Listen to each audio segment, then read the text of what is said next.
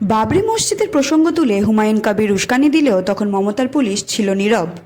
অথচ কলকাতার রাস্তায় বাংলাদেশ হিন্দুদের নির্যাতনের প্রতিবাদ করায় সেই পুলিশই সন্ন্যাসীদের ওপর লাঠিচার্জ করছে। এই ঘটনাই প্রমাণ করে এই রাজ্যে হিন্দুদের কোনো গুরুত্ব নেই। ভোট ব্যাংক রাজনীতি আর ক্ষমতা আঁকড়ে ধরতেই মুখ্যমন্ত্রীর একমাত্র লক্ষ্য যে কোনো মূল্যে পশ্চিমবঙ্গকে পশ্চিম বাংলাদেশে পরিণত করা। সেই ভিডিওই সরাসরি দেখুন ট্রাভো নিউজের পর্দায়।